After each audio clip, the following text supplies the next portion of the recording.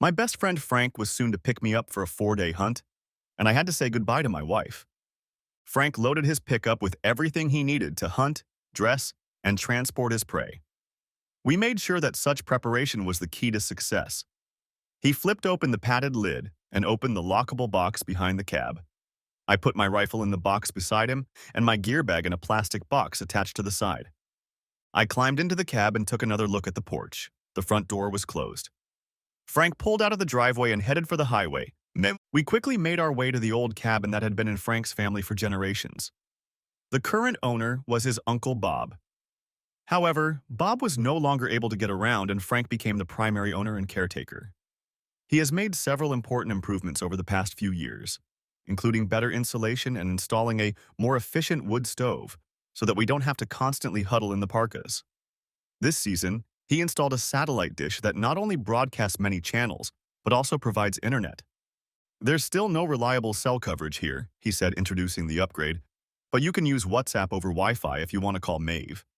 You know, she doesn't expect much from me, and I like to hang around sometimes, so I guess I won't tell her about the internet being here just yet. We'd watched SportsCenter over dinner, and now I was reading a John Sanford novel while Frank sat at his laptop. We were both sipping beers, but this was only the second of two for the evening. We weren't the stereotypical yahoos, just off to a drunken boys' night out, free of our wives. We actually wanted to test ourselves against nature and hopefully refill our freezers with venison. "Oh shit!" Frank exclaimed. I closed the book but continued to keep my finger on my thumb looking at him. I expected the exclamation to continue, but Frank's eyes were still fixed on the screen. He was clearly reading, scrolling down the page. "Holy double shit," he said, then tore his gaze away from the screen and stared at me with blank eyes. Then a look of doubt appeared on his face as if he shouldn't have been addressing me. I put my finger on the bookmark and asked, "What's the matter, Frank?" Was he browsing a news site? Had my house burned down or had Maeve been in an accident? His voice and face dropped. "Oh shit, you'll have to see for yourself." He turned the laptop 90 degrees so that it was facing the empty chair to his right. I rose from the worn chair, crossed the dining room table, and sat down. I shifted my gaze to the screen, expecting to see a horrifying headline. It wasn't a news site. It was some kind of social networking site. On the screen was a picture of a smiling Maeve. I called her smile evil. I looked up at Frank. "What the hell? What is that?" "Sorry, Matt, but it's a dating site," he replied helplessly. A dating site? Shit just wouldn't go through his head. "Look," he said, "you know that after Tracy and I broke up, I was in deep shit, and for 6 months or more, I just sat around with nothing to do, barely holding a pen. I started checking Tinder and other sites to meet people. Women. Meet women." I looked at him more determinedly. "So some of these sites kind of skip the dating and go straight to the fun stuff." Frank's voice lightened when he said, "I've managed to get laid a few times, but there are wives out there too." "Wives?" "Well, yeah, there are a few wives there. And a lot of husbands, who are looking for fun on the side." I looked at the screen again. Further down the page was another picture of my wife. My gut twitched. "Mav? Hey, Matt. Look, let me tell you something. I've found there's a lot of nonsense and even fraud out there." He nodded toward the laptop. "I've come across fake profiles more than once that use a woman's name and image without her knowledge. Maeve could be a victim. I mean, I've never seen her here or on any other site before." I mentally grasped at that straw as I examined the profile more closely. The photos definitely belonged to Maeve, but could they have been hacked from our own computer? The photo with the sly smile looked familiar to me. Then I noticed one detail that struck me in the heart. The outfit she was wearing in the second photo. The entire outfit cost almost $100. I knew this because I had bought it for her last Christmas. That picture was less than a year old, and I didn't have time to take it. I started reading. "Can you help me solve my daddy issues? And I don't mean sugar daddy. I'm pretty sure my dad has wanted to for a long time, but can't. Yet. But I keep thinking about what it would be like. Sometimes I think of my dad as he is now, middle-aged but still hot. Sometimes I think of him as the gorgeous young man I've seen in pictures. I can even envision a manly man in retirement who is still able to give mom more than she can handle. So of course daddy's little girl would be happy to help. So no matter what age you are, if you are clean and fit the description, please send a photo and let's meet. I am alone for a long weekend, Friday through Saturday, and would like some intimate daddy-daughter time.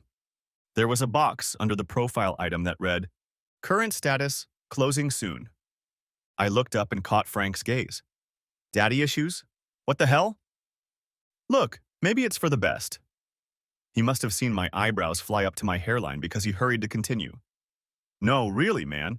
Some of those cheating wives I was talking about, it's not that they're unhappy with their husbands or want to leave them, it's just that sometimes they have some zest they're uncomfortable sharing with him. Maybe they want to try it with a woman or a black dude at least once. Or do they have fantasies about daddy? I asked. Frank just shrugged his shoulders. I looked at the screen again and continued reading.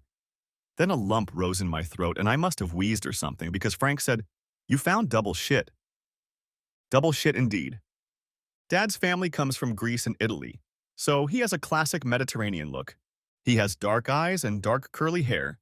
He has a strong, straight nose, but a slight Roman hump is normal. If that's you, I'm looking forward to a daddy-daughter date. And if you're 6 feet tall and have the physique of a long-distance runner, it's going to be a very hot date. What? What, actually? I know, Frank replied. I gotta say, Matt, I thought you were in on it, but the look on your face says otherwise. Not a damn clue, man. Not one damn clue. Frank and I were totally confused because Maeve's father, Sean, is a pale-skinned Irishman with rust-brown hair. The description she posted on her profile didn't fit him, but it did fit me. Then I got to the triple shit. Under the description of Maeve's dream, Daddy was another box that read, Join the chat room. I started scrolling through the messages where assholes were chatting with my wife, and then one comment struck me. Hi, I've had a lot of free time in the last month. I hope you guys have a place for me. A reply from my wife followed almost immediately. Oh yes, I can definitely find a place for you. Email me and let me know when I can see you again. Did you have a good time last month? I can certainly make room for you. When can I see you again? Off I went. My wife wasn't looking for one date, but many, and had been for a long time. She's done this before, I said, stunned. I raised my eyes to Frank. Can you tell me how long she's been on this dating site? I mean, that's what it is, isn't it? Maybe she's doing it for the money? I recoiled back in horror, half expecting Maeve to appear on the camera screen. Frank turned the laptop toward him and began to mouse over the touchpad. As far as I know, it's just a dating site, nothing more. As I see you've already guessed. He poked around the site some more. Well, it's not set up like she's running a business. These sites are full of pros and semi-pros, but I don't see any warning signs. He added embarrassedly, I guess she might ask advice from the guys who answer her directly, but all indications are that she's doing it. For fun. He looked at the screen again and changed the subject.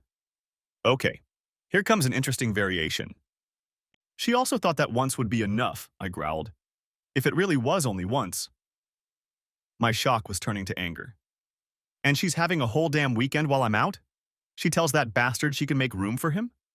Whoa, Matt, whoa! It's not like she has a calendar here so you can see when she's free.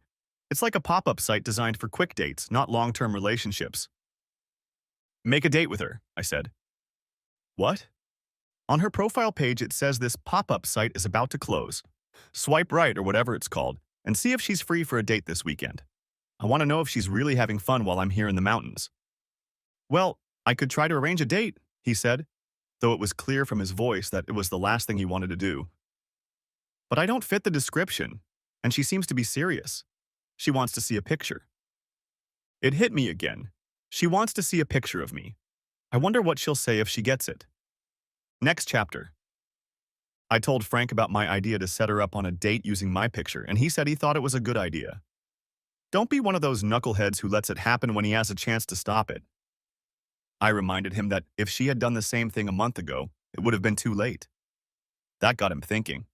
No. Then I said I could still ruin the fun of this month by writing in the chat room that I would come home with a rifle and watch out for any assholes talking to my wife.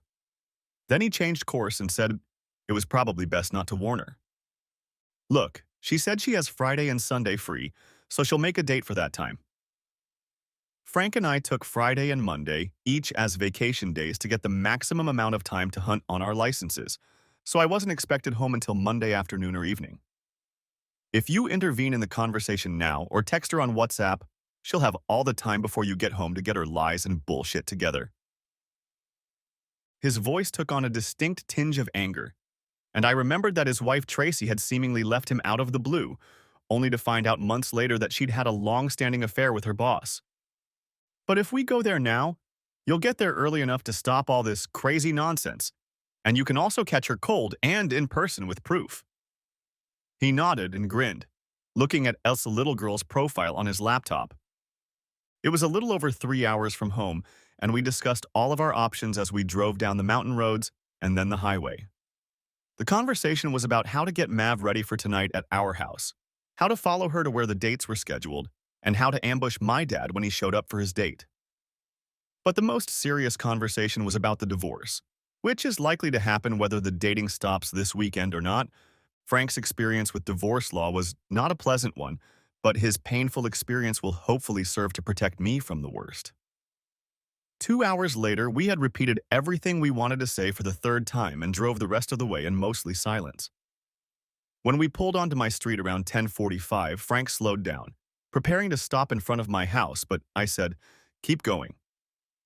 He gave me a glance, but without saying a word, he pressed the gas pedal again. "Turn the corner and stop," I commanded. He did so, then looked at me again. There's a car parked on the street across from our house. I don't recognize it, and no one parks on the street at night. Everyone parks in the driveway or in the garage. She's already started, and she's doing it in our own house. Reaching for the doorknob, I said, "Thanks, buddy. You can get the hell out of here." "Screw it, buddy. We have a plan. We're either going to go check it out together, or we're going to leave together and deal with it tomorrow." "No, I need to know that now," I said. "One way or the other." "Come on, Matt. We've already talked it over. If she's alone, it won't prove anything. But you'll still be messed up in the head, and who knows what you'll say or do." "I need to know," I repeated. "Okay, plan B," he said and turned on the transmission. Maeve and I live in a quiet neighborhood with a lot of older people, so there's no traffic on the streets at night and many houses don't have lights on. Frank spoke forcefully as we reached the alley that ran behind my house. "Whether she's alone or not, we're doing the same thing. We look around, and then we go to my place. My own divorce taught me that this is all very serious. You have to think hard before you pull the trigger." He must have suddenly remembered my Sako Finlight 308 caliber deer rifle lying in a crate welded to the back of his truck, because he quickly added, "Figuratively speaking, of course." Of course, I thought. Frank parked at the far end of the alley and we walked in silence toward our house, keeping in the shadows. I lifted the lever on the outside of the alley gate, hoping Maeve had forgotten to lock it when she put the trash cans out for tomorrow's pickup. As usual, she had. The latch opened easily and we slipped inside, behind the big oak tree. Our bedroom was in the back left corner of the house, that is, directly across the hall, and we could see a faint light behind the curtains. Frank and I moved as quietly as possible, not lifting our feet, just shuffling them forward so we wouldn't hear the crunch of fallen leaves underfoot. Our bedroom windows faced both exterior walls, and we crept up to the larger one at the back, Frank to the left and me to the right, near the corner of the house. I hoped to peek inside, but the curtain was doing its job and blocking the view. From 4 feet away, Frank shook his head, letting me know he couldn't see anything either. And then I moved toward the house and saw a line of light in the middle of the window. The curtains weren't fully drawn. I crept up and put my eye through the gap. The bed was clearly visible from the side.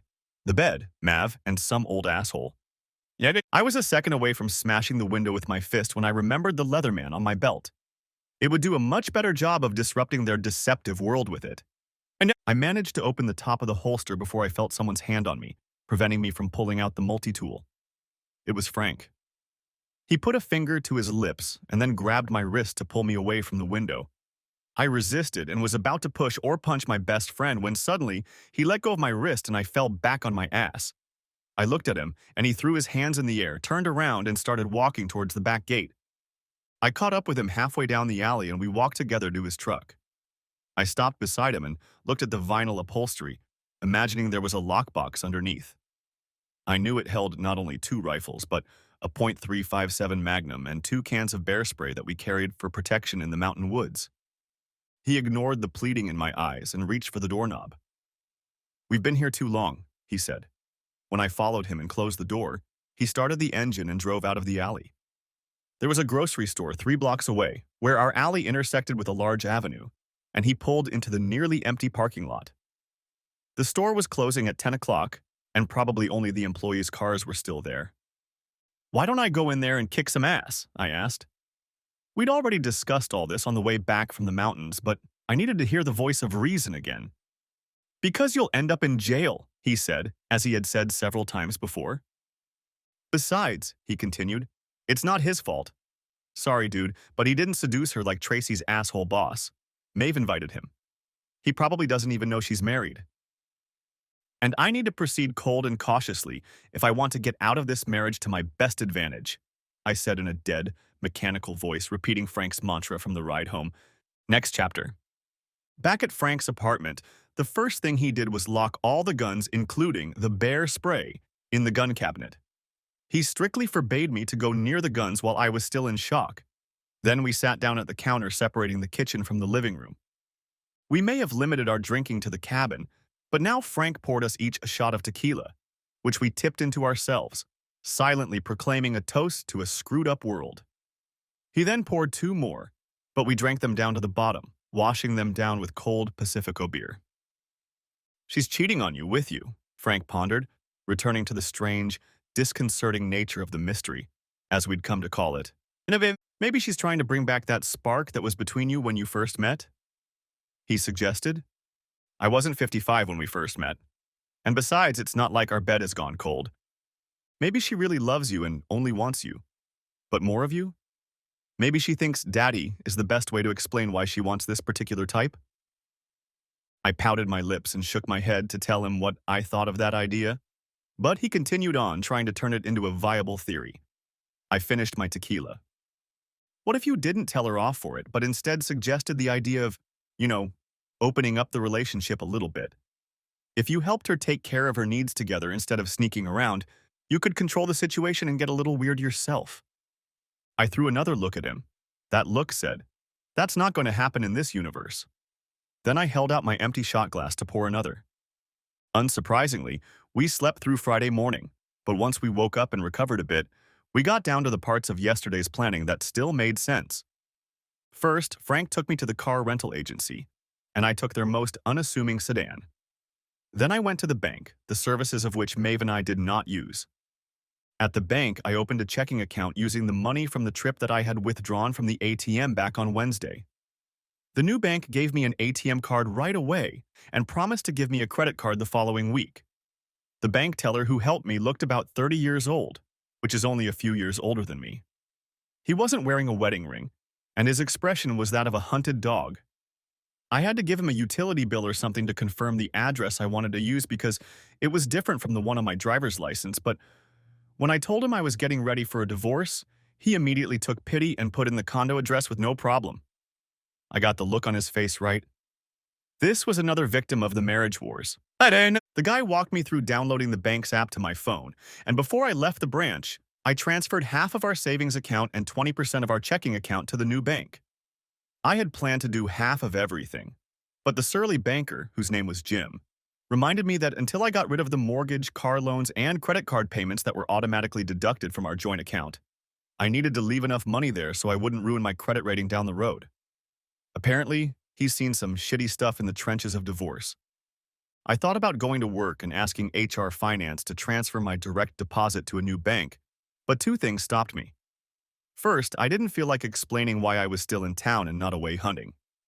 Second, I was going to some pretty drastic measures out of a sense of caution, but I still didn't understand what the heck was going to ruin my 4-year marriage.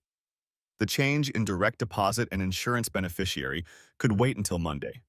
From the bank, I went to the T-Mobile store and bought a dual SIM phone with a top-of-the-line camera. I would be able to insert the SIM card of my current phone into the new one if necessary.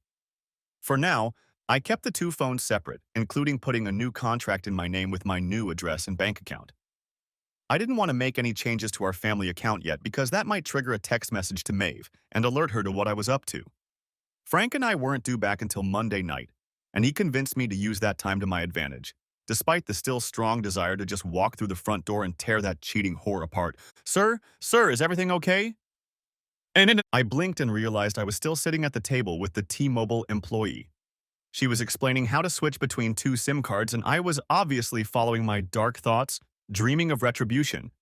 And that dream was obviously giving me a scary look. I'm sorry, I said. I banged my knee yesterday, and these flashes of pain pierce me sometimes. Oh, that doesn't sound good. There was skepticism in her voice. I hope you feel better soon.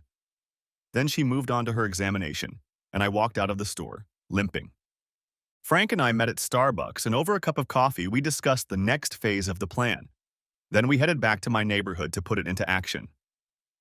We left Frank's big, eye-catching truck in the same supermarket parking lot where we had parked the night before, only now there were plenty of cars to hide among.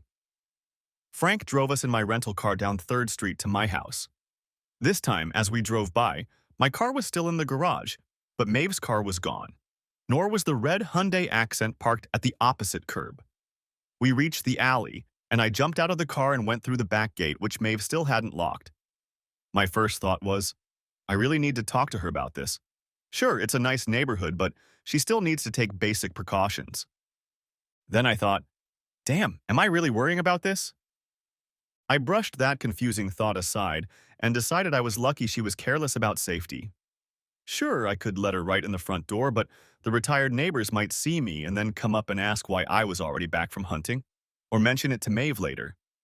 Better stick to the spy shit for now. Frank went to take up his post in the supermarket parking lot. 95% of the time, Maeve and I got to our house on Tompkins Parkway in either direction and then turned onto 3rd by the supermarket. Watching the house during the half hour I was supposed to be there was a little paranoid, since Maeve is supposed to be at work, but better safe than sorry. At least I won't have to worry about fingerprints, I thought, as I unlocked the back door and entered the back room. The utility room had a hatch to the attic, and I used a pole with a hook on the end to fumble for the ring and lower the folding ladder. As I poked my head through the hatch, the radio on my belt beeped twice. It was part of the pair we used to communicate while hunting. The double beep was Frank's signal that he was in position. Every 10 minutes, he would give me another double beep as confirmation and countdown. I paused and jammed the transmit button for a long moment to make sure we had a good connection. So the attic was too generous a name for the storage room under the eaves. I had to crouch and duck to get across. Fortunately, the luggage I was looking for was only a few feet from the trap door. I took a canvas gear bag and an old briefcase as a backpack. I had bags downstairs that I liked better, but I wanted to leave as little trace as possible that I had been in the house and taken some stuff. I closed up the attic, checking for finger or footprints from the attic dust. My next stop was the alcove in the living room that we had turned into a home office. I pulled my passport, social security card, will, birth certificate, and marriage license out of the small safe and put them in a briefcase. The envelope contained $2,000 in cash, and I took half of it. There were also gold coins in there worth about $5,000 at today's prices. I knew the odds of Maeve opening the safe were practically zero, but I didn't want to accidentally call the police if she noticed the missing items, so I left them in and only took the purchase receipt. The next double key from Frank informed me that I'd been inside for 10 minutes, so I'd wasted a decent amount of time. I moved on to the bedroom. I didn't feel like going to work on Monday in cargo pants, a flannel shirt, and worn Timberlands, so I grabbed a pair of black slacks, 2 dress shirts, 2 ties, some dress socks, and an old pair of black loafers from the far closet. Too few items for Maeve to notice their absence. Now for the hard part. While we were at Starbucks, Frank and I played with my new phone. We finally learned how to take time-lapse pictures and back up our data. Shooting in time-lapse mode meant no sound, but we didn't think it mattered. Watching her having fun would have been annoying enough if she couldn't be heard as well. Besides, we didn't think critical pillow talk would give away Maeve's devious plan. I placed my new phone on a cabinet against one of the walls, peering into the gap between my baseball cap and straw hat. I took a few test shots until I found a position where the phone was almost hidden, but still captured 80% of the bed. Then I set up a time-lapse and set it in place to capture the evidence of the destruction of my marriage. Before leaving the bedroom, I pulled back the edge of the curtains on the window where Frank was trying to peek, creating a small gap that would allow peeking from there next time. Of course, I didn't tell Frank about this part of my plan because he made it clear that there was no point in peeking anymore. And then Frank, as if his ears were on fire, relayed another 10-minute warning to me. I gave him a confirming signal and then moved into the living room for one last task. In yet another upgrade to his Uncle Bob's hunting cabin, Frank had installed several trail cameras to keep an eye on the game. We had brought one of them before we came down the mountain, and now I had mounted it on a tall bookshelf to take pictures of the sitting area in the front room. The camera was powered by a motion sensor, and with a freshly charged battery and an empty SD card, I was confident it would be able to capture all 3 days of the weekend. I'd have to pull out the SD card later to get the shots, and my bedroom phone had to upload them to my cloud account every 6 hours. I returned to the alley with 2 minutes to spare and got Frank's last signal, two double taps on each other, as I walked into the store parking lot on the opposite side from where he'd parked, eagle-eyed, at the corner of 3rd Street and Tompkins Parkway. Next chapter. We had both gone through the KFC drive-thru and were now sitting at Frank's lunch table with food and papers scattered about. We each had notebooks with to-do lists and brainstorming notes. It was like a planning session for a hostile takeover of another company, something I had participated in as a business analyst on more than one occasion. I didn't have much of an appetite, but the chicken tenders and fries were an easy appetizer. I was more interested in the double shot of Jack that Frank added to my Coke. "Okay, you should text her," he said. "Gotta keep things normal." Maeve knew the cell signal in the mountains was crap, and hell, she was probably counting on the lack of a connection to keep her date from being interrupted by an awkward call from hubby. But our tried-and-true method of partial communication was to always have a sent message on me in case I hit a streak while wandering through the mountains and my phone was able to complete the sending process. I stared dumbly at the message screen. What the hell am I supposed to say? "Give me this," Frank said, snatching the phone out of my hands. "You're going to say what you always do." He scrolled back a few pages, obviously scrutinizing our usual text nonsense. "Oh, Homa, you're being cranky. No, we're not going to say that. Okay, here they are. The usual texts on the run." He spoke aloud as he typed. "Hey, baby, we got here no problem. The weather seems good. We'll be out on the trail early in the morning. I'll text again later. XOXO, Matt." He hit the send button and then started typing in a new number. "Okay, next call is to my and your, if need be, lawyer." Frank said that Kelly DeWitt had saved him from more abuse in a system that favored his wife, even if she had screwed things up herself. He also noted that even though he knew he was losing in court, he was pleased to see that Tracy was clearly upset that her husband's divorce attorney was a 30-year-old woman as beautiful as herself. The phone was picked up in DeWitt's office, and I listened as the attorney apparently got on the line, and Frank took a couple minutes to exchange a few words and introduce me. He handed me the phone. "Hello, Matt," spoke a pleasant contralto. "I'm afraid Frank didn't tell me your last name." "This is Karis, but please call me Matt." "Okay, Matt. Well, first of all, my condolences. I realize this all happened unexpectedly, and it's pretty ugly." "Yeah, pretty damn ugly. I apologize for my language." She laughed. "Don't worry about it. If you can't blow off steam with your lawyer, who can you?" I still felt guilty for my mistake, but relaxed a little at DeWitt's words. Frank had told me she didn't like self-righteousness and had warned me about it, so I let go of my anxiety. "So are you my lawyer? Do I need a lawyer?" Well, let's start with the second question. I realize this is about infidelity. Are you willing to forgive that and possibly resolve it with counseling? Hell no. Good. Then are you willing to use the court's online system and file on your own? You have that right. That's only for those who aren't at fault, isn't it? I can't take the case to treason? That's right. If you want to file for a no-fault divorce, you'll have to go through the hearing process. And if you want to use infidelity to affect alimony and the like, I'd highly recommend getting an attorney involved. Okay, Kelly, that's what I thought. So can you represent me? Frank says you did the right thing by him. Did Frank tell you how much it cost to get our firm involved? Yes. Well, I'll tell you what, Matt. Our prices have gone up a little since then, but since you're advising Frank, I'll charge you the same as he did. Fair? Yeah, I agree. When can we meet? Hmm. Matt, this is going to sound a little cavalier, let's put it that way, but I'll be honest with you, if what Frank told me is true, this is a very interesting case and I'd like to pursue it. I can fit you into my schedule of urgent business on Monday morning, if that would suit you. I put my hand on the microphone and said quietly to Frank, "She wants to start right away because the case seems interesting." He grinned and shrugged. "I told you, man." "Miss DeWitt," I said, "Yeah, that would be great. Should I bring my proof?" "Your proof?" she asked. "Do you already have your proof? I take it you just discovered the deception." "Yes, but we took screenshots of her online profile before it closed, and Frank and I both saw her doing it with some guy last night. And today, I set up a camera in my bedroom that should catch any other bad behavior over the weekend." "So she actually advertised online looking for partners?" "She said if a guy caught her eye, she'd get a really hot date." DeWitt thought for a moment. "And she was looking for guys who looked like you?" "Yeah, but I still don't know what any of that means."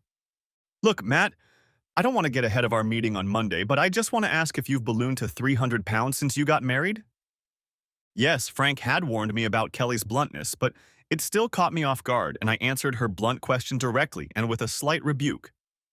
6 feet, 180 pounds, which is 5 pounds heavier than when we got married. But now I lift weights more and run less. Although last month I ran two 10K distances. As for the second one, it's 6.5 inches and still good for 10K. After a brief pause followed, "Good, that's good to hear." "Okay, Matt. After we hang up, I'll open up a secure data transfer site for you and send you the login code. Frank knows the portal address. Go ahead and send me any evidence you have and I'll review it before we meet. Monday 11 a.m. is good with you?" 11 o'clock Monday, yes. I'll see you then. And Matt? Yes? Let me add my advice to what Frank told you. Stay away from your wife until we meet. I'd prefer that you don't come back to your house either. I only practice family law, not criminal law, okay? I paused for a moment. Okay.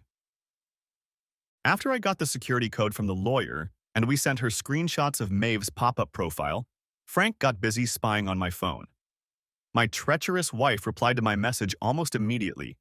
"Miss you, but hope you're having fun. Happy hunting. Love you, Maeve."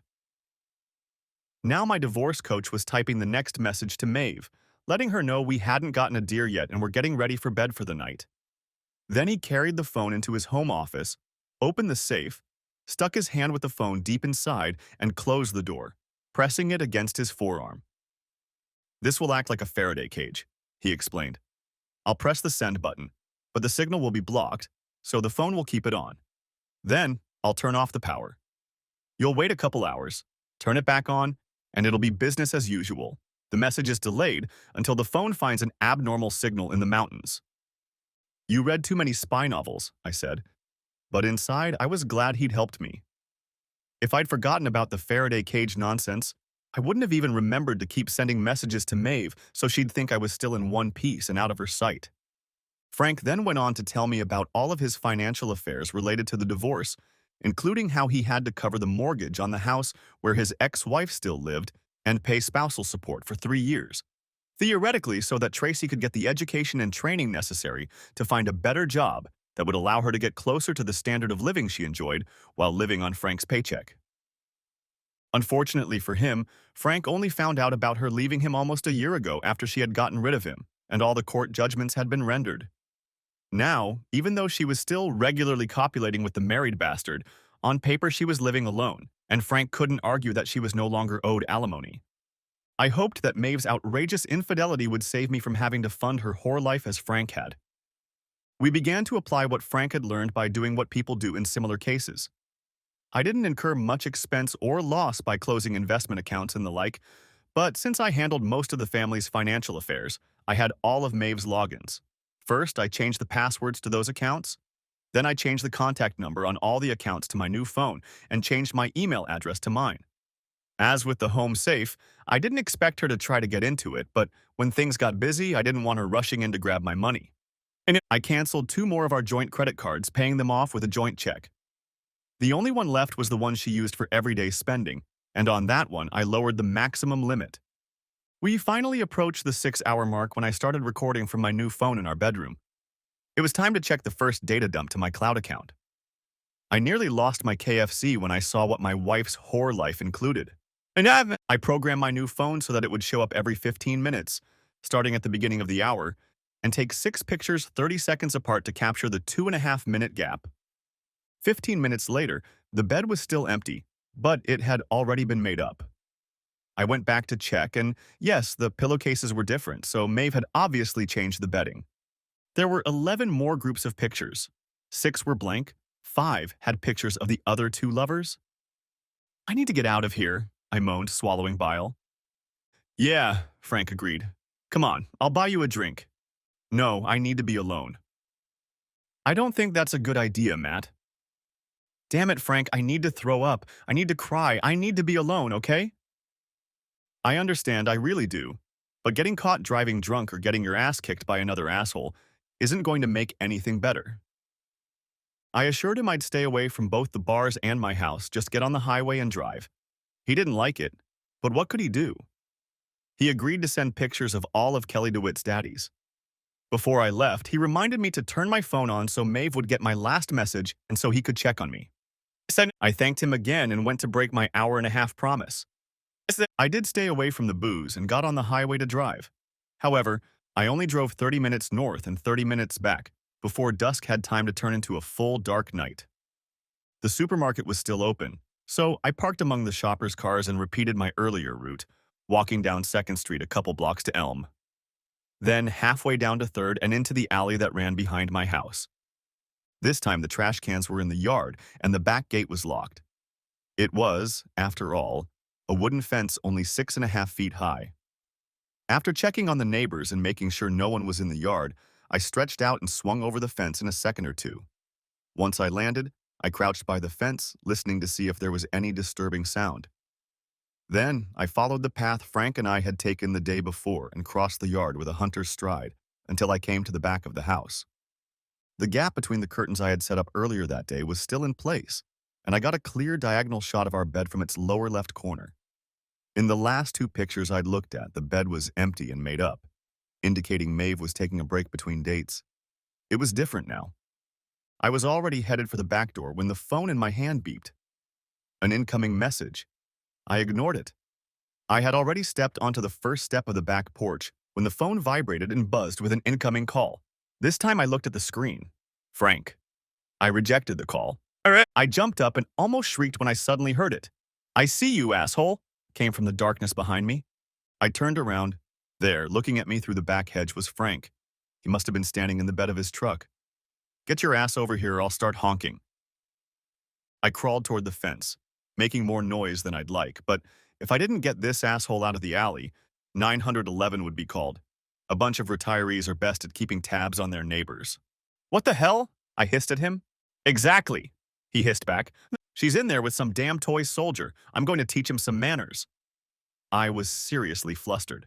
Get your ass out of here or I'll call the police myself. But now, bastard. I had rungs on this side of the fence, so I didn't need to accelerate to get over them. I jumped into the bed of his truck, landed with a good rumble, and saw the 2 back porch lights burning next to my house and across the alley. Bastard. We got in the car and Frank drove carefully and quietly, keeping the headlights on until we turned onto the street. We were at a bar on Tompkins Parkway, 2 blocks from the supermarket.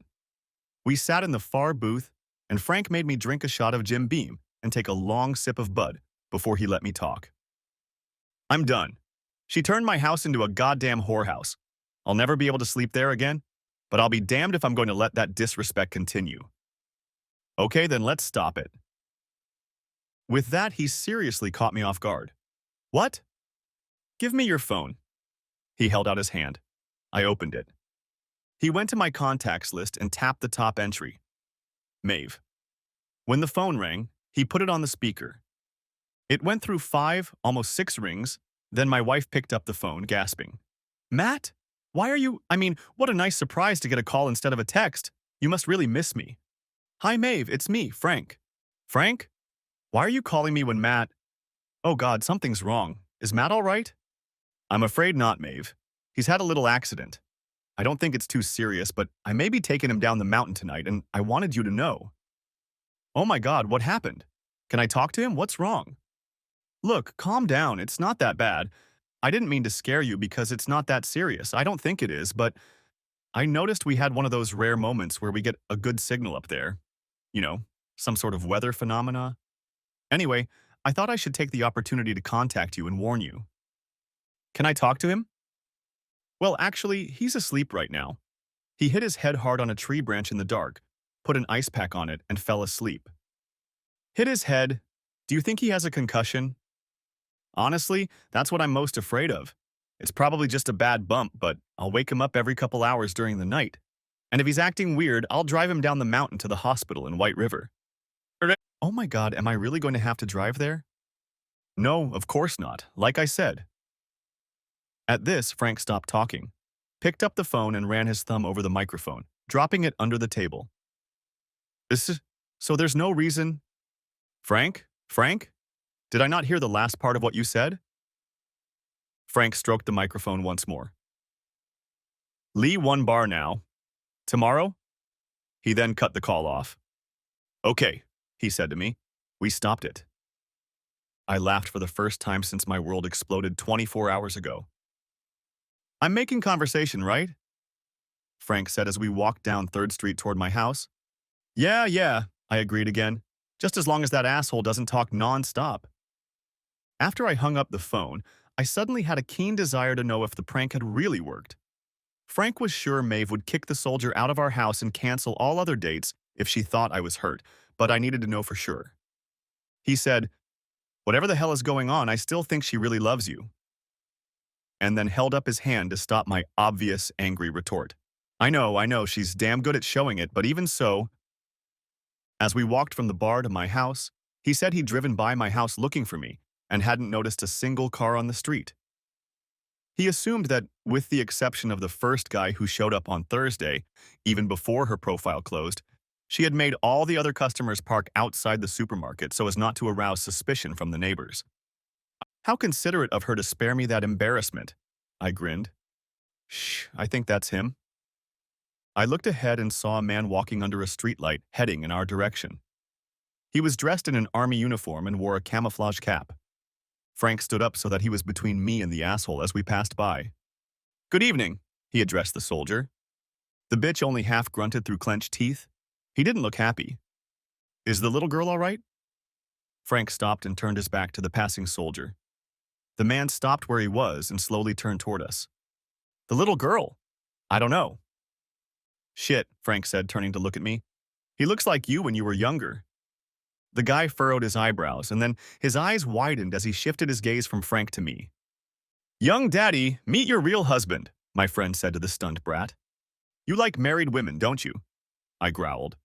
Frank took a half step toward me. Boy with a finger, he said in a low voice, evidently intending the boy to hear him. Now, gee, didn't you notice any pictures that looked like your older brother when you were at that married woman's house?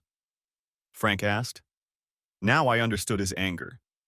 My buddy had played Mr. Cool for me, but now, faced with an asshole like the one who'd turned him into a cuckold, his long-standing anguish was finally coming to the surface.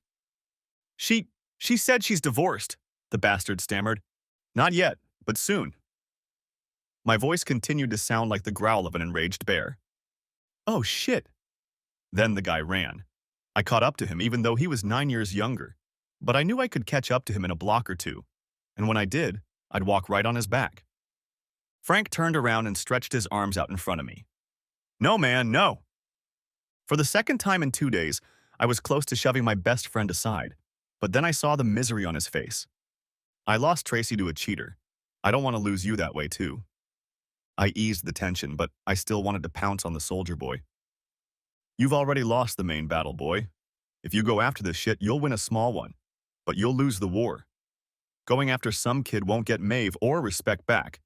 It'll just make you the laughingstock of everyone and probably get you jail time. I felt my shoulders slump as I watched him do the same. Maybe I'll beat him up a little, I finally said. Maybe in 6 months or so after we give you a good alibi, he grinned. Frank's truck was still parked at the bar, so we sat in my rental car in the store parking lot, waiting. Yes, Maeve had clearly kicked the soldier out before they formalized the relationship, and yes, I was in agreement with Frank's opinion that we'd managed to pour a bayonet of cold water on all her cheating. But still, I should have known better. Frank was beginning to tire of my obsession, but experienced cuckold and friend that he was, he agreed to give me an hour of his time. We spent the first half at the bar, sipping beers in what should have been toy soldier time, and then settled into my car. It paid off. A Nissan Sentra with out-of-state plates pulled into the parking lot and a guy got out of it. But he didn't go to the grocery store. Instead, he headed to the corner and looked up to read the street signs. That's how we ended up under the streetlight. And I figured it was a cousin who looked like me. This asshole had come a long way to entertain my wife, but judging by the pictures she posted on her profile, it was worth it.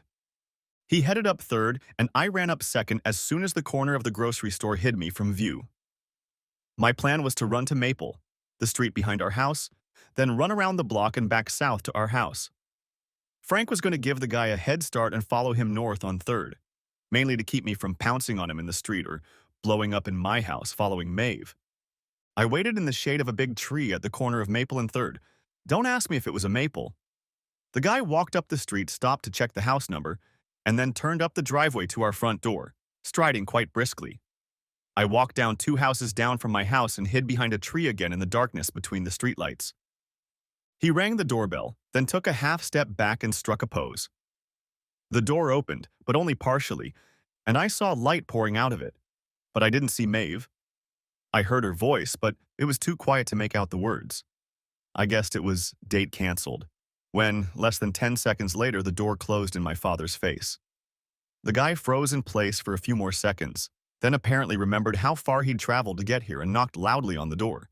The door opened again, must have been on the security chain. And this time I heard her say, "I'm sorry, but it's off. Now please get out of here before I call the police." Then the door slammed shut again and I heard the distinct click of the deadbolt. This time I heard the guy as well. "What the hell? Hey, bitch!" He interrupted his scathing tirade as the porch light on the house between us suddenly came on. As the door began to open, he spun on his heels and swiftly strode down our driveway to the sidewalk. I love nosy retirees. Unfortunately, I didn't want them to see me, so I stayed seated behind a tree while old Virgil Leonard stuck his head out the door and looked the other way at the man walking down the street. When all was clear, I hurried down 3rd, fighting an almost irresistible urge to go up and knock on our front door myself. Frank was waiting for me around the corner of Elm, and together we headed back to Tompkins. As we pulled into the supermarket parking lot, we heard tires squealing. Someone was burning rubber driving away from the store. "You shouldn't get angry while driving," Frank said. "Very dangerous," I agreed. Saturday morning, after a restless sleep in Frank's guest room, I reviewed the camera footage from the night before and found that Maeve had become even more restless. With nothing new to say, I began preparing photos of my last 2 encounters with Maeve to send to my new attorney's data site. "Should I include the video I took through the window?" I asked Frank. Asked Frank? Asked me. "Hell no," he replied. "What you got from the other camera is enough, and it's best if we don't tell Kelly about going into the house." "Do you think that toy soldier crapped his pants?" I asked, sending the pictures off. Frank grinned. "I wouldn't be surprised." Then he stopped grinning. "Hopefully this will be enough for him to grow up and stop showing off before he runs into a husband whose gun isn't locked up." "Damn, you just ruined my mood." "Well, let's send Kelly an alarm call. That should cheer you up." Turning on my phone and scrolling through another dozen messages and missed calls from Maeve, I dialed the message myself. "Hey babe, it's Matt. Sorry Frank scared you. I'm fine." Band-Aids, aspirin, ice, and sleep did the trick. I hate to leave without a deer, so I'll stay as planned. "I'll see you Monday night. Love you."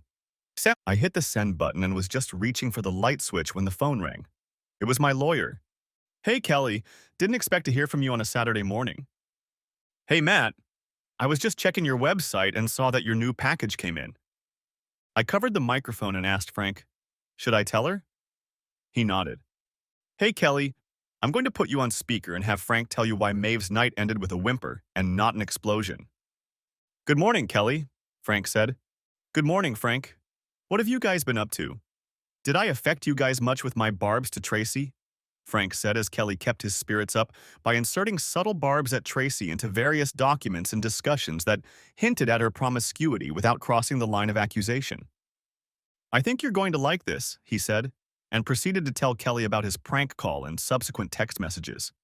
He didn't go on about how I'd snuck up to the house or how we'd accosted a young soldier on the street. I like that, she said when he was done. And you're sure she canceled all the other dates and won't call back when she finds out Matt's okay? Wait a second and I'll tell you, I said. She just responded to my last text.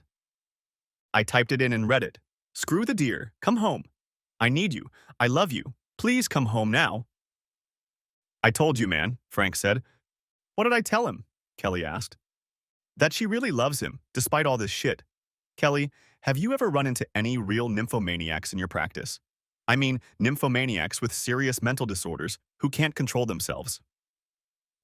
There was silence on the attorney's phone line for a moment, then she said, obviously pondering the question. I've had clients and spouses of clients with mental illness, but I think it's possible. And I'm supposed to accept that, I muttered. Forgive her if she claims it wasn't her fault. Kelly, you've seen the pictures. How do you think I can stop seeing them in my mind every time I look at her? I don't think you can, Kelly reassured her. If she is diagnosed with a mental disorder, it will likely affect the type of divorce and the way the property is divided. But I don't think a judge would deny you a divorce after she planned everything to meet these men. This conversation forced me to make a decision. Kelly, how quickly can you file the papers? I can't live with this woman anymore. Yeah, I can see that, she said. Look, Matt, I have a couple ideas and we'll probably have to meet with her and her lawyer before we decide which trigger to pull.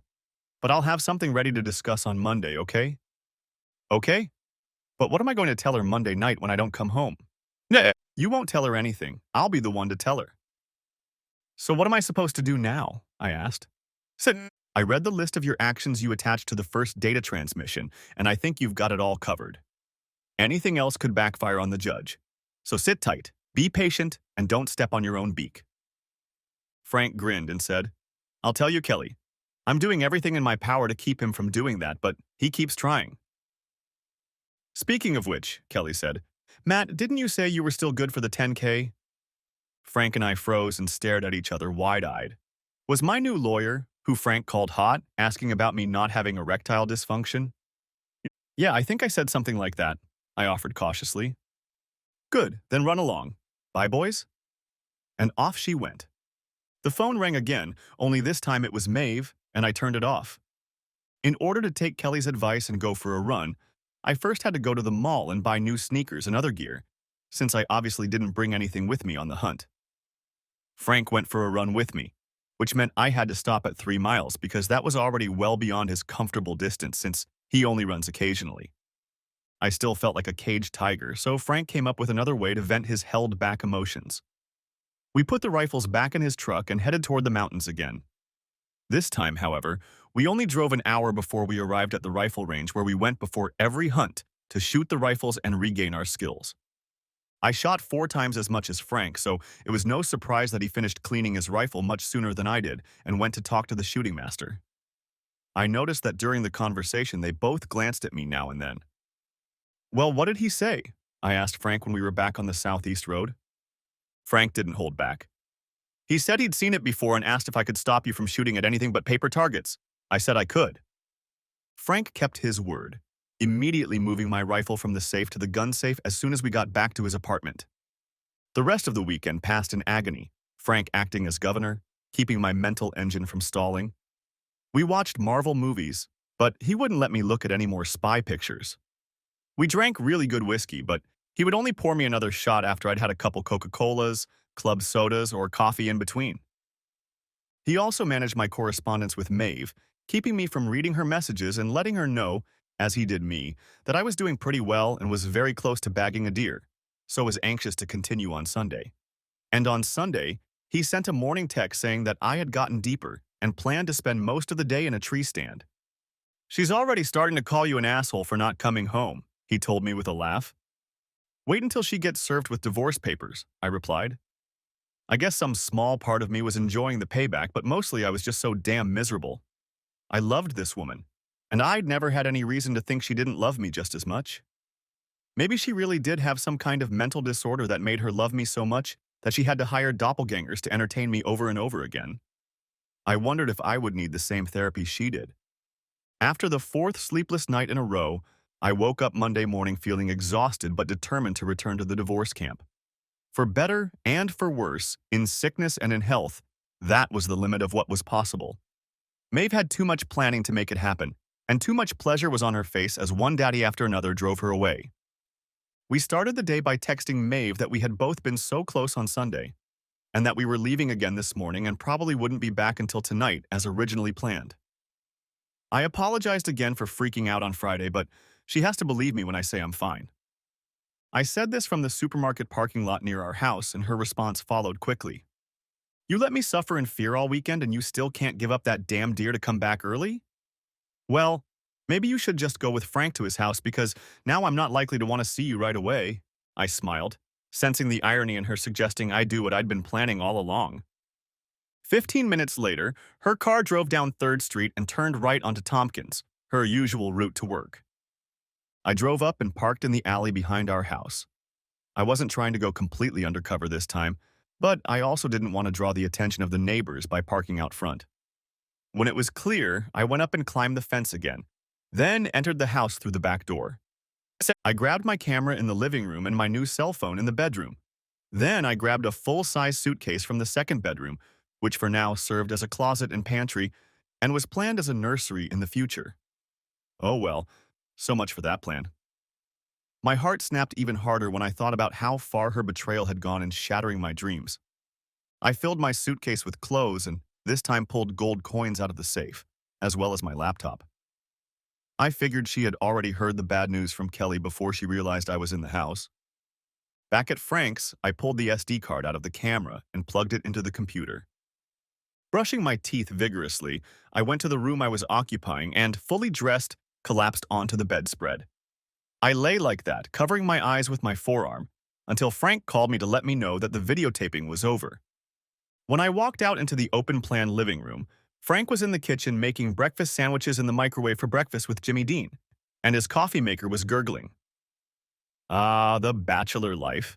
Say that. You should look at the rest of the security footage, he said. It'll make you feel better. My laptop was on the coffee table in front of his couch, and I settled in front of it. That's when I noticed the shot of whiskey standing next to the Dell. 9 o'clock on a Monday morning. Another sign that I was entering the life of divorced men. Well, why not? I tipped my shot glass and prepared to stare at the computer screen. Frank was right. The video from Friday night through Monday morning was far more entertaining than anything I'd seen before. And educational, too.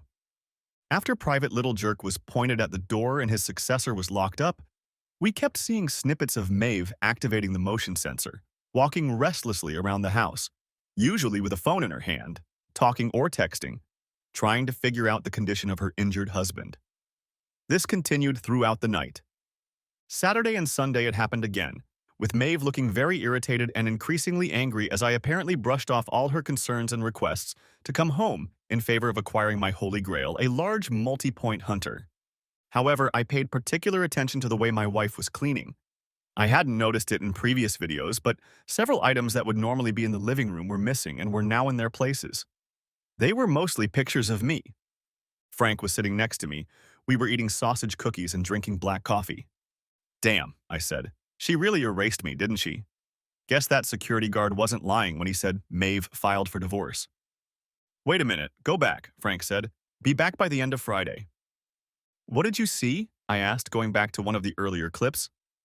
Look at her hands, he ordered. Maeve was strutting back and forth across the living room with both hands raised and actively texting.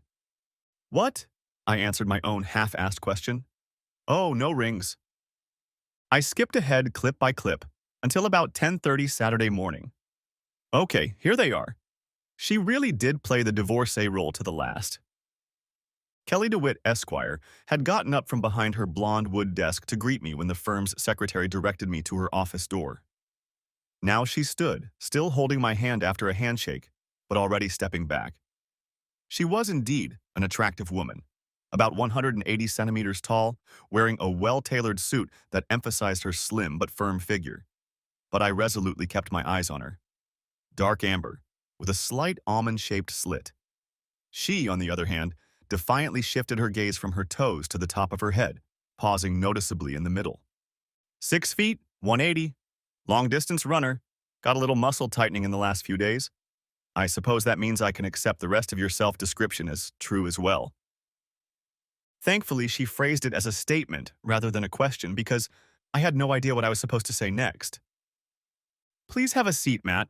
I'm sure it's been a rough weekend. How are you feeling? Tough, that's for sure. Anything new from Maeve? I'd sent her a few messages from my wife, including one in which she asked me not to come home. This just came in while I was parking the car. I held out my phone to her. Baby, please, please, please, please ignore my last message. Yeah, I'm mad as hell at you, you idiot, but I need you to come home as soon as possible. I'm dying here without you. Please, Maddie, please. Okay, Kelly pondered. If my feelings are correct, it doesn't seem like your wife did what she did to get rid of you. What's more, I have a feeling that once she finds out that you know, she won't try it again. Hell, she might not even try. And what? I'm supposed to rely on that? And there's no way I can pretend it didn't happen. No, of course you can't. But if she explains the reason and promises it won't happen again, is there any chance you'll forgive her and continue your marriage? Kelly raised her hand to stop me when she saw my mouth open for an obviously angry response. I have to ask about reconciliation, Matt. The judge is going to insist. And I mean, I get the feeling you really do love her. I do. But I don't see how I can... You've seen some pictures and short clips, but you didn't have to sit through an entire episode to grab the tiger by the tail. Only later did I realize that Kelly didn't need to ask what I meant by that comment.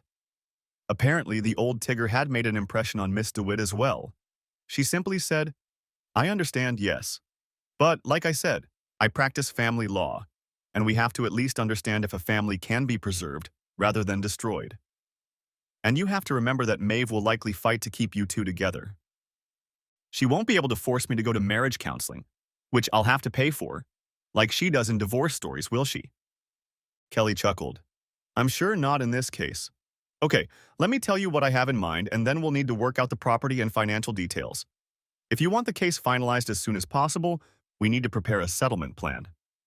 Since I'm getting a divorce for infidelity, do I still have to give her half of everything and pay child support since my income is twice hers? Kelly spent the rest of the morning answering these and other questions, and by 1 p.m., including working on the sandwiches she had delivered, she had sketched out a plan that I felt would help me get out of my broken marriage with the least amount of damage to my position and finances in the future. It was time to pull the trigger, and I nodded to my trigger-prone attorney, Kelly DeWitt, to fire. She put my phone on speakerphone and then hit the speed dial button for my soon-to-be ex-wife, Maeve. The call was answered before the first ring ended. Maddie, where are you? Did you come home? Are you okay? What the hell are you playing at, asshole? Oh God, baby, I need you. Where are you? Mrs. Karras. Kelly almost shouted to interrupt Maeve's tirade. What? Who is it? Oh my God, she screamed. Where's Matt? What happened to Matt? Mrs. Karras, my lawyer said even louder. Obviously, using my phone to call my wife wasn't the best plan. We were just afraid she'd ignore any incoming call, not from me or Frank. Mr. Karras, Mateusz is fine. He wasn't hurt at all. He's fine. Fine. But Frank said, who are you and why are you calling me on Matt's phone? Are you sure? Mrs. Karras, Mr. Karras gave me his phone to contact you because he wanted to be sure you'd answer the phone. I assure you, he's doing fine. In fact, I'm afraid that Mr. Spinner's reports that Mr. Karras was injured were a hoax. And here, I would like to offer you my personal condolences for the unfounded fear they have instilled in you with their antics. Kelly stuck her tongue out in my direction. A prank? A prank? What the hell is going on? I'll ask again. Who are you and why are you calling Matt on my cell phone? Mrs. Karras, let me repeat that I am using Mr. Karras's phone with his permission, and I should also let you know that this call is being recorded. Do you mind? Maeve's voice broke. She was still angry and frightened, but even more puzzled. It's being recorded? Why? Who are you? Mrs. Karras, my name is Kelly DeWitt, and I'm an attorney with Green Family Law in Springville. Your husband, Mateusz Karras, has assigned me to represent him in the dissolution of your marriage. The dissolution? Yes, ma'am. Mr. Karras has informed me that he would like the dissolution of the marriage to take place as soon as possible, but is not interested in making this sordid affair public unless it is necessary. A sordid affair? I easily pictured Maeve, stunned, glassy-eyed, able only to repeat Kelly's words. I doubted if she was even on her feet. Yes, Mrs. Karras. Normally we would just serve you with a divorce notice, but Mr. Karras is hoping we can reach an agreement that will avoid court. The purpose of this call is to notify you of what is happening and to advise you to contact your attorney as soon as possible so he can get in touch with me. An attorney. Yes, ma'am. Do you have a pen and paper handy, Mrs. Karras?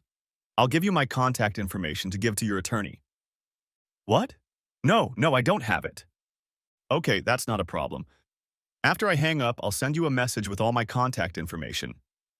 However, after that, the phone will stop working and you won't be able to contact me or Mr. Karras through it. But, but I need to talk to Matt. This is all wrong. It shouldn't have happened. We love each other and… Is he there? I need to talk to him. This can't be… I'm sorry, Mrs. Karras, but Mr. Karras isn't ready to talk to you. So you need to have your lawyer contact me to relay any message from Mr. Karras. I'm hanging up now, Mrs. Karras. Please have your attorney contact me as soon as possible. Have a good day. She hung up as Maeve began to speak the next sentence. That went well, she said, sending a text message with her office information to Maeve's phone and then disconnecting her own. There was sarcasm in her words, but there was sadness coming through. Are you okay? I asked, though it seemed an odd reversal of our roles. I like protecting wives and husbands from abusive spouses, but cases like this make me sad and tired. There's something strange going on here, Matt. I think you're doing the right thing, the only way possible, but I don't sense any vindictive connivance on your wife's part. For whatever reason, maybe even an uncontrollable addiction, she's blown up the center of her life, and neither of you is going to walk away happy. Screw me. I'm not even 30. Have I already seen the last happy day of my life? Kelly shook her head and body vigorously, trying to break out of the gloom. No, she said. It sucks, and it's going to suck for a while, but it's not the end of the book, just this particular chapter. As part of our services, we'll connect you with a therapist. If you take counseling seriously and follow the advice you get, you'll get out of this situation much faster, so I hope you do. Ask Frank. I know he won't mind if I tell you that he waited too long to use these services and it cost him a lot of wasted time and unnecessary pain. Yeah, it cost, Frank confirmed a few hours later as we ate chicken wings, chilled shrimp, and Bloody Marys at happy hour at a downtown sports bar aimed at office yuppies. I brushed it off as psychological nonsense that a real man doesn't need, but I just ended up wallowing in my own shit like a clogged toilet bowl. You've been talking to me for a while, and you could have talked to me more, I said, trying not to imagine his latest metaphor. I know you had my back, but honestly, it hurt more than it helped. At least until I went to an outside counselor. But why? I asked. His face crinkled. Because of you and Maeve. You were so happy, seemed so perfect, and it made me grieve even more for what I'd lost. Especially when I realized I'd been living a lie for so long, unaware of anything. And I didn't know what to answer and just sipped my drink. Then, after seeing Kelly's therapist, I was finally able to start looking at you two as a sign of hope for the future instead of a reminder of the past. His voice broke. And it all turned out to be another lie, I said. Screw me, he muttered. Screw me, I repeated and held out my glass for a toast. We clinked quietly and drank deeply. Hey Matt, have a seat. Kelly DeWitt turned to me for the second time in 2 days. This time we were in a small conference room, and there were several papers spread out on a table that could seat 6 people. It was 3 o'clock Tuesday afternoon. But I wasn't at work because, having gone in the day before to change my direct deposit information, family contacts, and beneficiaries, I had consulted with my manager, who had given me the day off today and allowed me to take the rest of the week off if I needed to. I spent the day mostly at Frank's house, searching for an apartment to move into. I definitely wasn't going to live in my broken-down house again. We'd have to sell it if Maeve didn't want to buy me out. I'd run 5 miles this morning and another 3 in the hour before I met Kelly. I hoped the mixture of endorphins and fatigue would help keep me calm during what I expected would be a test of my emotions. When she called me to make an appointment, Kelly said she had talked to Maeve that morning and that my wife had explained the whole fiasco with Dad to her. Kelly said I really needed to hear it in person, that it was too weird for a phone conversation. When the receptionist ushered me into the conference room instead of Kelly's office, my gut clenched, and I half expected to see Maeve and her lawyer there, waiting to ambush me. I must have exhaled loudly because Kelly laughed in relief and waved her hand toward the room, as if to demonstrate that it was empty. No, no, just the two of us, she said. Just needed some space to work, that's all. When I sat down at a table in the corner away from her, she added, although Mav herself begged me to be here to tell you all this. If this were a TV show, it would be a classic showdown. Then I guess I'm glad it's not television, I said. Kelly grinned slyly. But when I thought about her yesterday after we met, I realized how glad I was that she wasn't the slightest bit like Maeve. Kelly said, I think I'm going to see a surprised and shocked expression on your face, but I can only imagine how much better it would be if you heard it from your wife's mouth. Stop escalating the situation, I said. Hear what? That she did it all for you, she said. I'm sure she got more than she expected, I said with a shocked look. What the hell? I said, barely keeping myself from swearing. The smirk disappeared from her face, and she put one hand on top of mine where they suddenly clenched into two fists on the tabletop. The knuckles of the thumbs and index fingers of each hand made contact with the twin fingers on the other, and all knuckles turned white from the sudden squeeze. That bitch claimed I was some kind of willing cuckold? My voice rose, and my hands moved to the edge of the table, ready to push off so I could stand up, and Kelly nearly swung over the corner of the table and grabbed my wrist firmly. No, no, no, oh God, Matt, no, I'm sorry, I messed up again. I half relaxed in my chair and stared at her. I acted like a wise ass again. I didn't even think you'd take it that way. I'm sorry. I relaxed even more and shook my head questioningly. She let go of my wrist and straightened up in the chair. Maeve didn't say anything like that. In fact, she's very upset that you found out and dumped her. Dumped her? I hadn't thought of it in those terms, but that's exactly what I did, wasn't it? Then what do you mean by saying you did it all for me? A child, she said in a quiet, pathetic voice. It hit me at once. We'd been trying to have a baby for 11 months. Found some guy like me to get her pregnant since I wasn't doing well yet. I knew she really wanted a baby. Hell, we both did. But I didn't think she wanted one so desperately that she was going to such crazy lengths.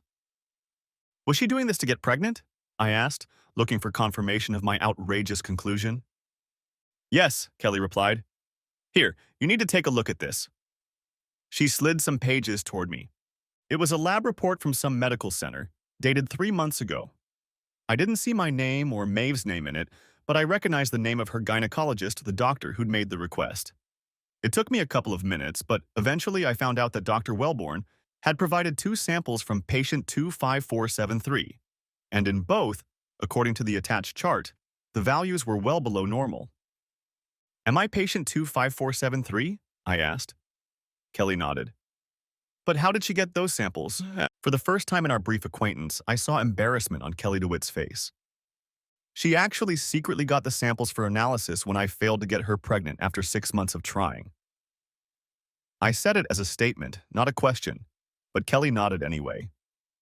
After she got the test results, instead of talking to me about it, she recruited guys who looked like me as donors, and decided to accept their donations the good old-fashioned way.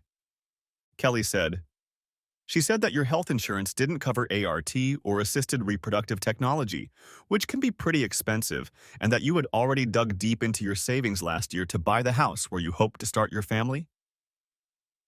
I closed my eyes and leaned forward until my forehead hit the desk with a thud. The next chapter. Oh, shit, I exclaimed, lifting my head from the desk. I began tapping diligently on the birth report with my fingertip. That means I won't have to pay child support if her plan works, right? Kelly's face grew even sadder. You'll still have to get tested since you're low, but not zero, she said. But it probably won't be necessary. Why not? What's wrong? My stomach clenched into a lump. After Maeve and I talked this morning and she realized she'd been exposed and you're threatening her with divorce over it, she went to see her OB-GYN. This Dr. Wellborn gave her the morning after pill for emergency contraception. But today is not the morning after, I said. Thursday night, she was with her first boyfriend. She asked Dr. Wellborn to call me to confirm that this was true, and the doctor confirmed it. I didn't know how to feel about it. Maeve had made a crazy effort to conceive a child, But now that she knew I wouldn't become an ignorant cuckold and raise someone else's offspring as my own, she was literally erasing the mistake. The whole thing was just so damn sad. Then came the next belated realization. Same. She did this to me just before I left for my hunting trip on Thursday. She was clearly preparing me to get her pregnant. She would probably pounce on me again as soon as I got home to reinforce the idea that I was with her while ovulating. So yeah, she took all those guys with her bare hands and would have done the same to me on Monday. God only knows what diseases she picked up. The lawyer returned her right hand to her left. I'd always assumed a lawyer held her client's hand figuratively, but I appreciated the gentle warmth of her smooth palm on the back of my hand. Unfortunately, such sordid details are a big part of this business, she reassured me. And the fact that STDs are passed from one spouse to another is something we think about all the time. First, to keep our clients safe, and second, from a cold point of view, they can play a role in tilting any settlement in our client's favor. But apparently Maeve was thinking about that too when she made the appointment. Matt, yesterday after our meeting, I reviewed the security footage you gave me on that flash drive and noticed a strange detail at the beginning of several of her visits. I figured this guy was new to her, or they'd already hooked up that time she'd apparently done it a month ago. Oh shit, I muttered. What? Kelly asked. She did it a month ago too. I still have to take the test. Uh-huh, Kelly piped up.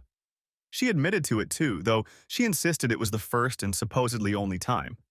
She said she was only able to sneak in for one night, some story about visiting a sick sister, and had only met 3 guys in 2 days. When that didn't work, and the long hunting weekend coincided with her next ovulation cycle, she decided to reach out to more donors to increase her chances of getting pregnant this time around. Again, she vowed to return to fidelity afterward. Until it's time to have a sibling for my child out of wedlock. I thought we agreed we wanted at least 2 and possibly 3 children. I shook my head, trying to push away the heartbreaking thoughts of losing my dream family. You said something about the camera video and how it had something to do with STDs? Yes, Kelly picked up on it. When you watched the camera footage, did you notice how she often looked at her visitors' smartphones shortly after they arrived? Yes, I noticed that. I figured she was checking to see if they'd actually been invited. Kelly's face turned grim. Turns out, she was checking their current STI and HIV test results. Disbelief must have been reflected on my face because she continued. Yeah, I know, right? But they get tested regularly. So what? I asked a frozen Frank, recounting to him all of Maeve's maneuvers that night over pizza and beer. Do you do? Do you get tested regularly and carry the results with you on your phone?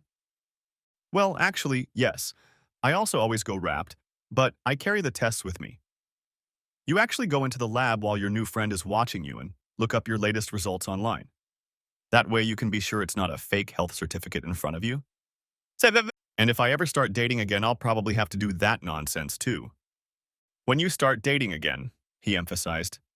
But yeah, I'd recommend doing that, man.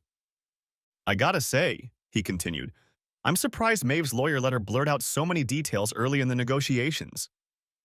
Well, that's because she doesn't have a lawyer yet. Kelly apparently discovered her this morning in front of her office and insisted on talking to her right away. Kelly again advised her to get a lawyer, but Maeve was convinced that once I knew the truth about her actions, I would call off the divorce and lawyers would no longer be needed. And what came of that? He asked wryly. Kelly said that almost to the very end of their meeting, Maeve made it sound like her whole plan made sense and was actually showing me how much she loved me by having me come over to her house tonight. In response, Frank offered me another beer as we sat in the kitchen of his apartment, where I expected to stay until I decided if I could even continue to live in the same city as Maeve, let alone share a house. A week and a half later, I was sitting in the same conference room at Green's family law office. This time, however, Kelly and I were sitting side by side on one long side of the table, and Maeve and her attorney were on the other. Mr. Karras, Miss DeWitt, the balding man said, placing his hand on the stack of papers on the table in front of him. I'm afraid we have 2 problems. First, Mrs. Karras still intends to maintain her marriage to Mr. Karras. He paused and quickly ran his other hand over Maeve's arm as she tensed, as if about to confess her love to me again or throw herself across the table to receive the hug I'd refused when they'd first entered. Apparently, lawyerly hand-holding is a real skill, and I wondered if law school had seminars on it. When Maeve reluctantly sat down, he continued. Second, if reconciliation proves impossible, the proposed agreement, he tapped his finger on the papers, is completely insufficient. It talks about a 50-50 division of property, but it doesn't include all the assets that should be considered marital, and the proposed spousal support is too small and too short-term to significantly reduce the standard of living my client enjoyed during the marriage. I felt Kelly's foot touch mine under the table as if to say, I told you so. I nodded my head weakly, acknowledging my mistake. Though no, I couldn't call it a mistake anyway because I had done the right thing. Mr. Philpott, Kelly cut in, I hope you're considering the fact that Mr. Karras has agreed to pay 60% of your own fees as part of the assets you count. It also shows a remarkable sense of justice in a man who has been incredibly wronged. The judge will certainly take that into consideration if we can't resolve these issues here, and they will be left to the discretion of the court. Yes, I was really going to pay for a lawyer working against me. I wanted this damn case to be over with, but since I really thought Maeve was misguided and not violent, I needed her to be treated fairly. Not in the sense that she still got half of everything I owned, including a future for a while, but in the sense that she wouldn't have to move in with her parents in Idaho or to a shitty KPD in a disadvantaged part of town. But she still insisted that she didn't need a lawyer because we shouldn't get divorced.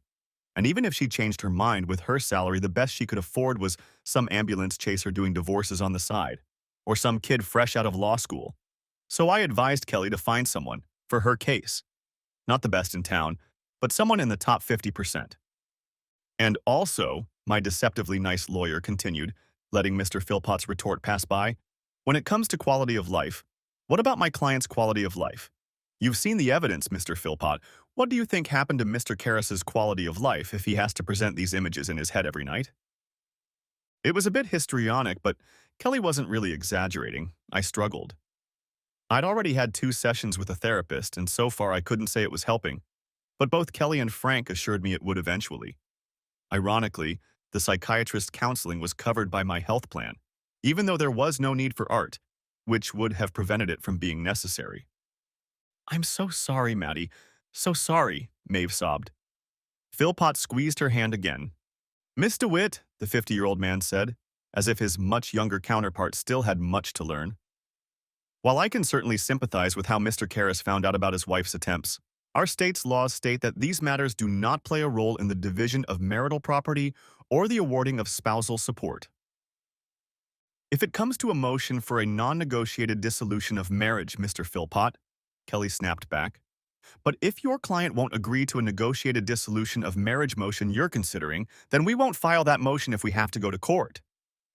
No. She put her hand on her own pile of papers, which was considerably thicker than the one Philpott was referring to. This petition for dissolution of marriage will be filed because of your client's fault, and the only reason will be his adultery. She slid the packet toward Philpott. The settlement terms in this case are much less generous than the first. I saw his hand tremble, as if he wanted to open the package, but the professional held back. Okay, I'd gotten Maeve a fair enough representation. While making the facts of this case public would be incredibly embarrassing for Mr. Karras, I suspect the same may be even more true for Mrs. Karras, especially since we'll be subpoenaing the names of all the participants in your client's many affairs to testify in court and conduct a paternity test on the child she tried to conceive with them. Maeve gasped, then made a sound of black sadness. Okay, stop it, shouted an indignant Philpott. There's no need to be so rude and belligerent, Miss DeWitt. You know perfectly well that Mrs. Karras has taken steps to avoid any such conception, despite her fervent desire to add a child to Mr. Karras's family. A desire which he warmly shared. My child, our child, I whispered. Kelly not only placed her hand on top of mine, but pressed my foot against hers. But he will be ours, Maeve exclaimed. He'll be ours, yours, and mine. The lawyers quickly agreed to a short break to consult with their clients, and Kelly dragged me into her office while Philpott took Maeve out for a walk around the parking lot. As I was saying, Philpott picked up as we reconvened, Mrs. Karras was brave enough to go to the drastic measures her husband's stubbornness forced her to in order to prevent the conception of a child, even though, I might add, it could have been Mr. Karras's own child. Kelly stood firmly on her feet, clearly sensing that I was ready to pounce on the table myself and pound my wife's sanctimonious mouthpiece.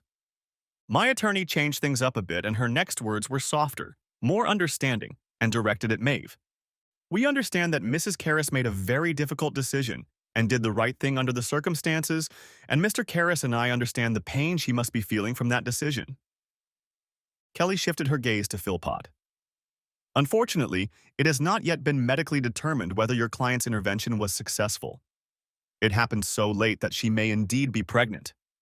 The only way to preempt my client's well-being is to prevent this threat, so to speak, at the root. I cast a wary glance at Maeve. She was a naturally pale woman, but now she looked terribly gray, and I was afraid she might faint and fall to the floor. Kelly continued. There is a provision in the no marriage proposal that would deem the paternity of any such child as not belonging to my client. However, Mr. Karras will agree to take a paternity test to confirm that assumption. If we have to go down the path of proving guilt, we will naturally demand the same of any of the child's possible fathers. Kelly wanted to add something like, if she decides to carry the baby, but I vetoed that. There was already enough blood on the table to twist knives. Now it was Maeve's turn to squeeze her lawyer's hand. Apparently they'd been discussing the way forward during the break. While all that's aside, Philpott said, we'd like to go back to Mrs. Karras's first position, not to file any divorce papers. Instead, she and her husband should go to counseling together, and together, find a more workable solution to resolve their shared desire to start a family. Damn legal dictionary. Damn lawyers. Why couldn't she have done this from the beginning? I almost howled. Why not just tell me about it instead of turning into a lecherous whore? Mr. Karras. Matt. The three voices sounded over each other before I slammed my fist on the table.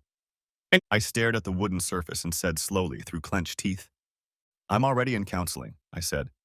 My therapist says the why question is like a funnel and I can't heal until it fills up, or at least stops growing further. He suggested that I ask Maeve to join us at one of our sessions in the future to address this issue. But here we are now, and I need to know.